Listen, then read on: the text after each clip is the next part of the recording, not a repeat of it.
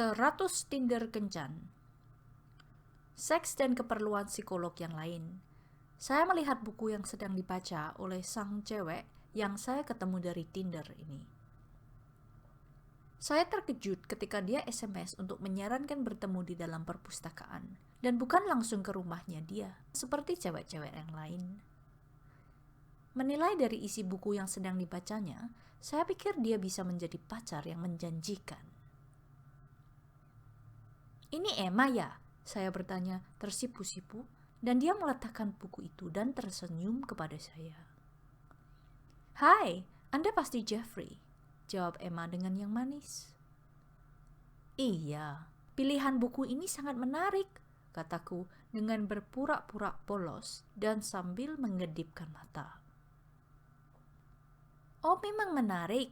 Buku ini memiliki banyak fakta heboh yang akan membuat jolmu jatuh," kata Emma sambil tertawa genit dan manis.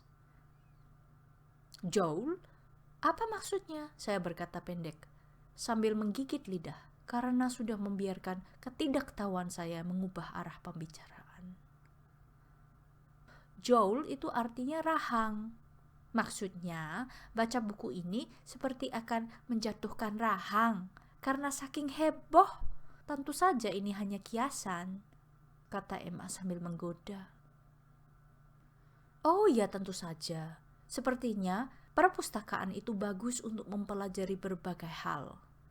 Saya hanya berada di sini kurang dari 1 menit, dan saya sudah belajar kosakata Inggris yang baru," kataku sambil tersenyum lugu. "Bayangkan saja, setelah baca buku ini, apa yang bisa kamu lakukan?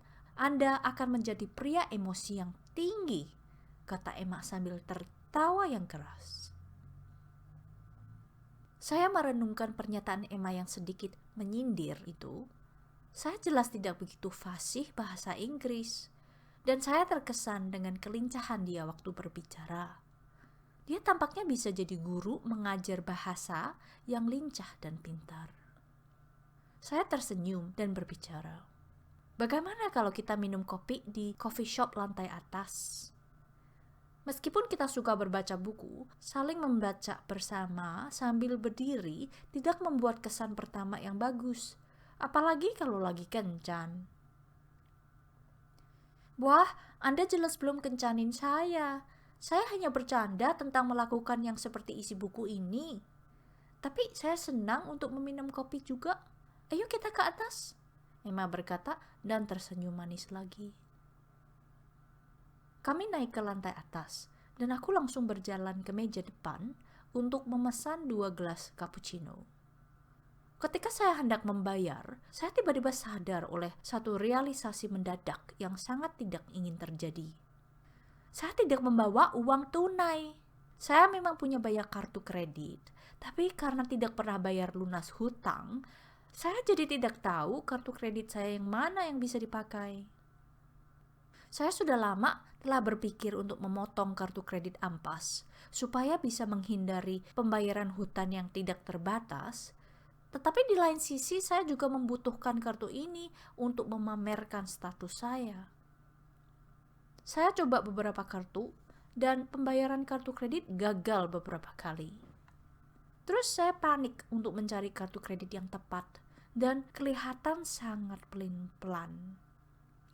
Sial, kencan Tinder ini ternyata persis seperti kejadian dari tanggal yang minggu lalu.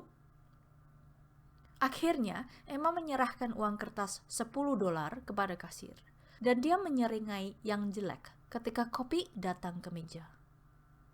Selagi waktu dia diam karena marah terkecut, tiba-tiba percakapan kami terhambat oleh kebisingan lalu lintas dan telepon saya berdengung. "Sudah, jangan pedulikan aku, jawab teleponmu saja," saran Emma sambil cemberut lagi. Dengan malu aku menjawab panggilan itu. "Hei, bagaimana kencanmu?" Martin, teman dekat saya yang profesinya penulis, bertanya di telepon. "Aku masih di tempat kencan yang ini," aku menjawab dengan segan ke teman saya. "Oh, kalau gitu lebih baik aku tidak mengganggumu," jawab Martin dan menutup telepon. Untung sekali dia telepon. Saya berpikir diam-diam dan saya berbalik untuk berbicara dengan Emma lagi. Waktu saya menengok ke kursi Emma, dia tiba-tiba sudah menyelinap pergi selama panggilan telepon saya. Wah, saya tidak tahu untuk berperasaan senang karena dapat kopi gratis atau menangis karena dibayarin cewek. Meskipun saya sebenarnya adalah pekerja hukum yang sukses, saya telah melewatkan 100 kencan Tinder berturut-turut dan semuanya gagal.